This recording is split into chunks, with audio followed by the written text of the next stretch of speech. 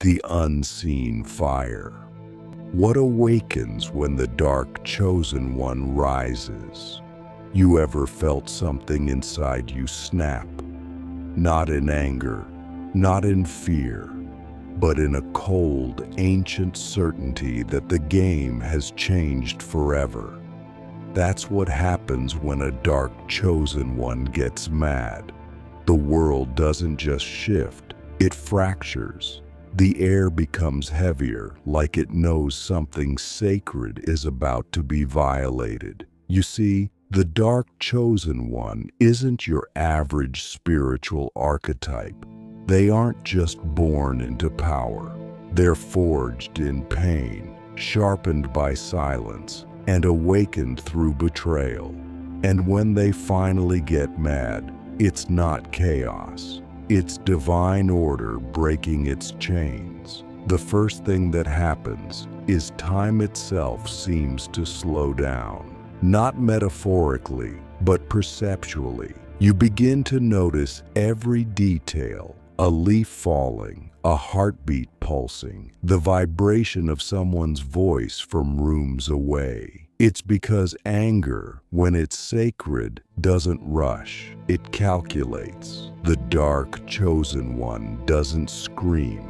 They don't flail. They focus. That's why you feel that tension in the air when they walk into a room. It's not intimidation. It's gravity. Their presence pulls reality into attention. Ask yourself this. Have you ever walked into a space and felt the temperature drop, though no wind blew through? That's the signature of a chosen one who remembers who they are. Secondly, energy distorts. The dark chosen one doesn't need to throw a punch. People feel the shift in vibrational frequency. Electronics glitch. Dogs bark at nothing. Children stare into corners. Why? Because these individuals carry an ancient frequency coded into their soul. It's not just human, it's cosmic. When they get angry, they're not channeling rage. They're channeling forgotten memory. Memory of lifetimes where they were hunted, silenced, or broken just before they remembered their full potential. That anger is not just emotional, it's ancestral. And when it activates, the very environment feels like it's being rewritten. The third phenomenon is silence, the kind that makes your skin crawl. When a dark chosen one gets mad, the usual chaos of conflict doesn't erupt. Instead, there's a void, a psychic stillness. It's like the universe holds its breath. Why? Because sacred anger doesn't scream. It listens. It calculates the root cause of imbalance, not just the surface insult. In this silence, things become clear. The betrayals, the lies, the self-betrayals, the illusions. This is the moment the chosen one doesn't just see the enemy. They see the lesson. And what happens next isn't revenge, it's realignment. Fourth, the masks fall off, not just of people around them, but the masks they wear. See, many dark chosen ones hide in plain sight. They dim their light to protect others. They speak softly to avoid attention.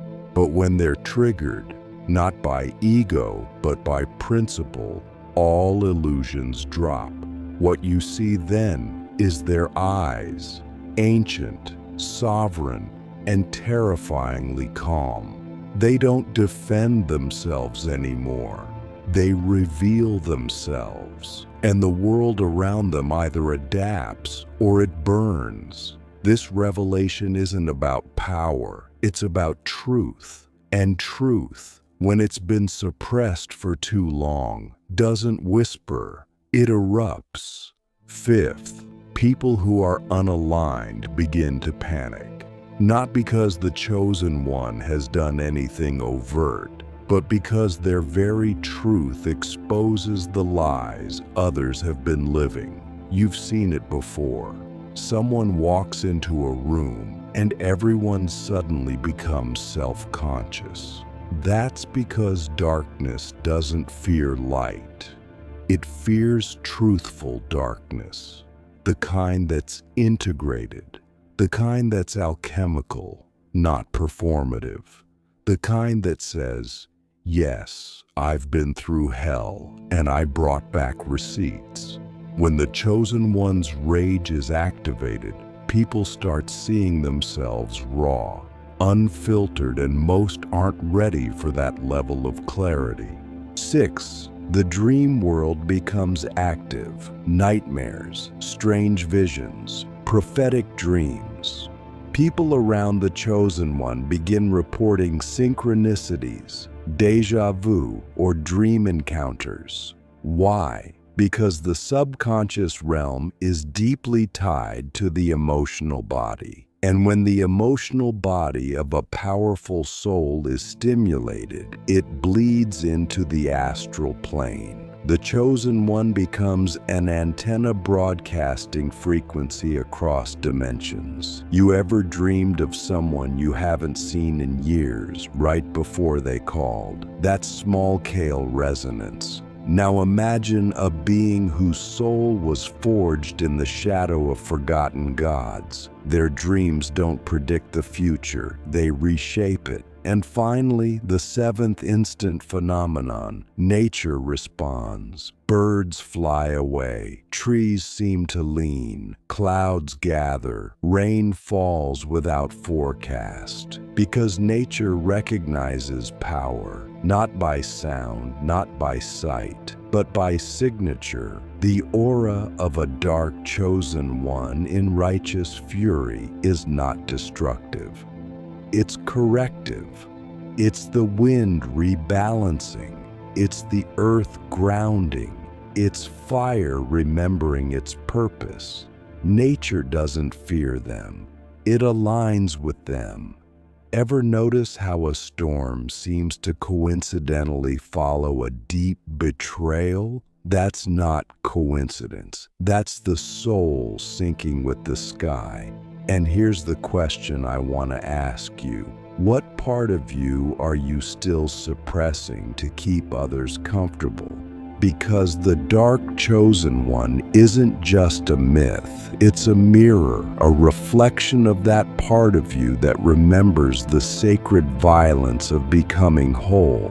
It's not about hurting others. It's about no longer hurting yourself just to be accepted. It's about reclaiming the fire that polite society told you to bury. And when you finally do, when you stop apologizing for how deeply you feel, how fiercely you protect, how clearly you see, everything around you will shift instantly. The mirror of power. How anger becomes divine precision.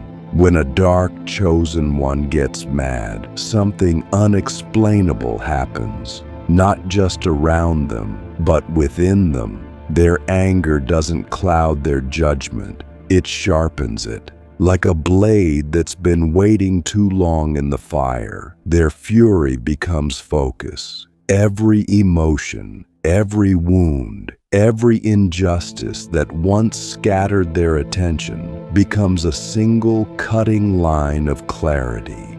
And here's the paradox. They do not lose control when they're angry. In fact, they gain it. It's as if their soul has been waiting for this ignition point, a moment to remember its own architecture, to activate the spiritual blueprint buried beneath layers of survival. Have you ever been so pushed, so cornered that you suddenly stopped reacting and started remembering? That's the beginning of divine precision. The second thing you'll notice is that their decisions become surgical. No wasted moves, no emotional outbursts. When a dark chosen one moves in anger, they don't just react, they respond. Their actions are not fueled by ego, but by alignment. And that's what makes them terrifying to those who operate in deceit, because you cannot manipulate someone who has integrated both their light and their darkness. You cannot guilt them, shame them, or corner them. Why? Because they've already walked through their own shadows and made peace with the monsters there. That's mastery. And when they confront conflict, they don't do it to win. They do it to reveal, to expose what's hidden, to burn away the falsehoods. That's why their anger feels like truth incarnate. You see, most people fear anger because they associate it with loss of control. But the anger of a chosen one is different. It's not an explosion. It's an alignment. It's the soul saying, no more lies, no more cycles, no more silence. And because they've spent years, sometimes lifetimes, suppressing their nature to fit in, when they finally stand in it, they become unstoppable. Not because they overpower others, but because they stop overpowering themselves. They no longer edit their voice. They no longer dim their frequency. They no longer translate themselves for the comfort of others. That's the kind of spiritual danger no system can contain. And that's why many of them were silenced in past lives. Because a chosen one in their full truth isn't a person anymore. They're a movement. Let me ask you something. Have you ever felt the need to downplay your own clarity just to avoid confrontation? And what did it cost you? Your peace, your purpose, your power. That's the price many of us pay when we fear our own fire. But the dark chosen one learns, usually through heartbreak, that dimming doesn't protect them. It only delays the inevitable. And eventually, the soul erupts not to destroy, but to realign. And when that happens, they stop apologizing for their boundaries. They stop debating their intuition. They stop offering explanations to those who never intended to understand them. That's not arrogance. That's sovereignty. Another thing that happens when a dark chosen one gets mad is that the people around them are forced to confront their own shadows. This is not intentional. It's energetic. When someone fully steps into their truth, it acts like a mirror. Anyone standing nearby is shown their own misalignment. So, the chosen one often becomes a trigger. Friends fall away, family distances, partners become uncomfortable. But this is not punishment. It's purification. Their presence becomes incompatible with illusion, and so only the authentic remain. Only those who are ready to evolve can stay. This is why many spiritual warriors walk alone for long periods. Not because they're antisocial, but because their frequency doesn't tolerate unconsciousness anymore. But here's the twist. Their anger heals. It doesn't just burn, it transmutes. When the dark chosen one finally expresses their suppressed power, others around them often experience a shift too. Some awaken, some surrender, some begin their own healing journeys. Why? Because witnessing someone stand in full alignment reminds others of what's possible. It's like watching someone breathe underwater. You begin to question the limits of your own lungs. That's what real transformation does. It doesn't just inspire, it activates. The chosen one becomes a living key, unlocking dormant codes in those who are ready to rise. Their anger isn't just personal, it's archetypal. It's a signal to the collective soul. And finally, the most sacred thing that happens when a dark chosen one gets mad is that they remember why they came here. The pain, the exile, the initiations, it all makes sense. Their anger becomes a compass pointing them toward their divine assignment. They no longer seek validation. They no longer wait for signs. They become the sign. Because once you faced your own fire and survived, you realize you weren't meant to burn. You were meant to illuminate. Every betrayal becomes a breadcrumb. Every loss becomes a lesson. Every silence becomes a seed. And in that moment, the dark chosen one steps fully into their purpose, not as a victim, not as a savior, but as a force of sacred equilibrium. So let me ask you again, what would your life look like if you stopped being afraid of your own power? Not the performative surface-level power, but the deep, ancient soul-knit power that knows exactly who you are. Would you walk differently, speak differently, love differently? Because that's the invitation of this path, not to become someone else, but to finally become yourself, unapologetically, unshakably, unforgettably. The sacred fallout. What the world must face when you finally stop holding back.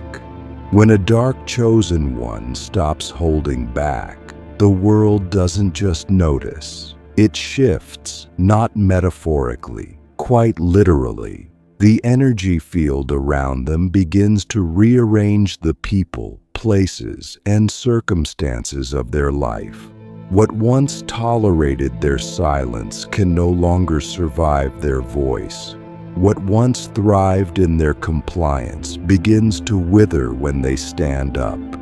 This is the sacred fallout, the moment when reality starts to break apart, not as punishment, but as purification. Old relationships dissolve not because of hate, but because of clarity. Jobs, routines, even identities that were built on accommodating others begin to collapse. And while this feels like loss in the beginning, it's actually liberation, because nothing real is ever destroyed by truth. Only illusion is. And here's the deeper truth. You were never supposed to fit in, not because you're broken, but because you're coded for a different reality. The dark chosen one carries within them the seeds of a new world, and that means they are fundamentally incompatible with systems built on fear, control, and manipulation. So when they finally stop holding back, the systems around them begin to panic. Why? Because your silence was their stability. Your doubt was their advantage. Your restraint was their shield. But when you rise in clarity, when you stop negotiating your truth, you become dangerous, not to the innocent, but to the structures that rely on unconsciousness. This is why your awakening was resisted, not because you were wrong, but because you were right. As this sacred fallout expands, something else happens. People begin to rewrite your story. They'll say you changed, that you became cold, distant, angry, arrogant. But what they're really saying is, you stopped being controllable. You stopped playing the role they assigned you. And that's the price of becoming whole. You no longer fit into the cage they built with good intentions and silent expectations. This is why it's so difficult to walk this path, because awakening often feels like abandonment. But remember this, you are not abandoning them. You are returning to yourself, And those who truly love your essence, not your performance, will follow you into the fire, or they will step aside and learn from the heat. Let me ask you something now. Have you ever apologized for growing? Have you ever tried to explain your evolution to people who refuse to meet you where you are? That is the grief of the chosen one. You want to bring everyone with you. You want to be understood. But the deeper you go into yourself, the more you realize some people were only meant to walk with the version of you that didn't know their power. And it's not your job to shrink so they feel safe.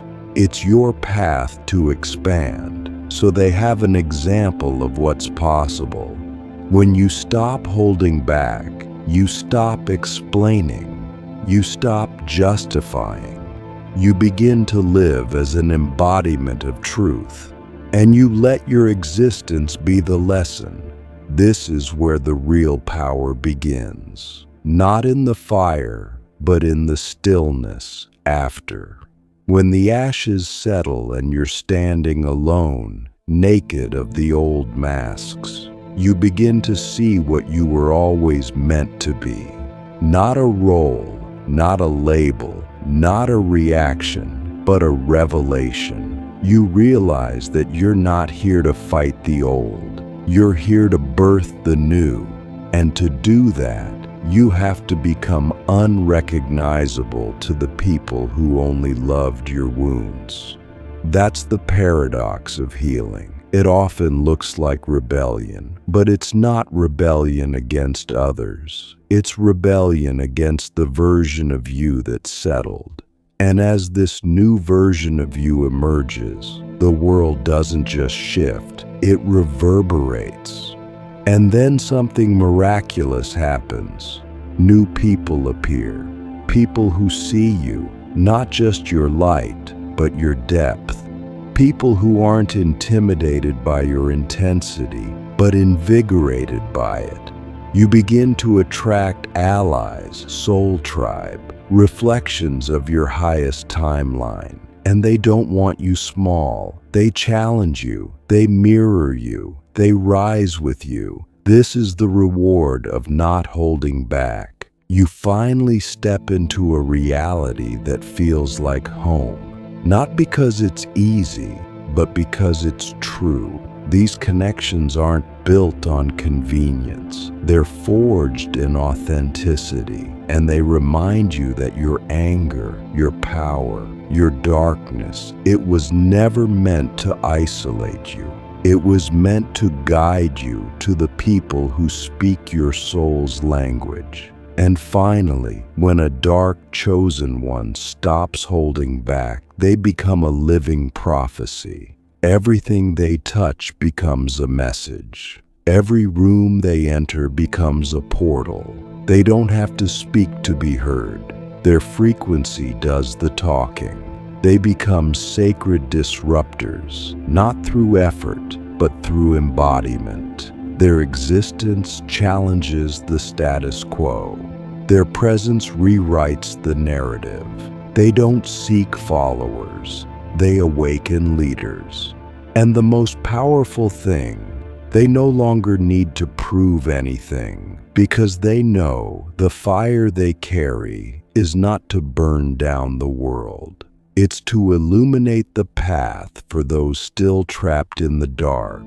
So I ask you one last time, what world are you postponing by staying small? What future is waiting for you to stop apologizing, to stop explaining, to stop dimming? The sacred fallout is not the end, it's the beginning. It's the clearing of everything false so everything real can finally rise. You are not too much. You are not too intense. You are not too deep. You are exactly as you were designed to be. And when you finally stop holding back, the world will have no choice but to meet you at the level of your truth or be burned away by it. This is the path of the dark chosen one. new reason. But even after the sacred fallout, something unexpected happens. Peace. Not the fragile peace of avoidance or the shallow quiet that comes from hiding. This is a deep, immovable peace that lives in your bones. It's the kind of silence that doesn't beg to be understood because it knows itself. The kind that doesn't require constant affirmation because it's no longer performing. This peace is earned. It's the reward of every battle you fought in silence. Every truth you dared to speak when your voice trembled. Every boundary you held when it cost you everything.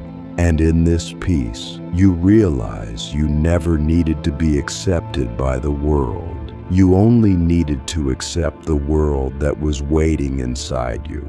That's what the Dark Chosen One ultimately discovers. Not external control, but internal sovereignty. The game was never about dominating others. It was always about remembering you were never meant to be dominated by your own fear. This peace becomes a field of manifestation. When you stop holding back, life responds. Opportunities arise, not because you chase them, but because you've become magnetic. Your clarity calls things into alignment. Your truth repels distractions. Your energy becomes too expensive for anything that isn't sacred. And so, the universe starts to organize itself around your frequency. This is when synchronicities increase, resources arrive. People show up out of nowhere who speak your language before you've even said a word. Why? Because you've stepped into resonance. You've stopped negotiating your worth. You've stopped waiting for permission. And now the universe knows exactly where to find you because you're no longer hiding behind the version of yourself that was built for survival. But make no mistake, this path still asks everything of you. To become a living embodiment of power is not to become comfortable, it's to become responsible. To understand that your words carry weight. Your choices ripple across timelines. Your presence affects others, even when you're silent. And that's why the Dark Chosen One eventually becomes humble. Not in the sense of shrinking, but in the sacred awareness that power is not a right, it's a responsibility. You begin to choose your battles wisely. You no longer waste energy trying to awaken people who are committed to their sleep. You no longer fight shadows, you shine light. And where the light is not welcome, you leave, not in bitterness, but in honor. Because you finally understand your time, your energy, your soul is holy ground, and not everyone deserves access. So if you're listening to this right now and something inside you is stirring, good. That's not a coincidence. That's your ancient self remembering. That's your soul tapping on the walls you built to stay safe. And now it's asking, are you ready to stop holding back? Are you ready to let the fire speak? Are you ready to become the one you've always been? Because the world doesn't need more people who play nice.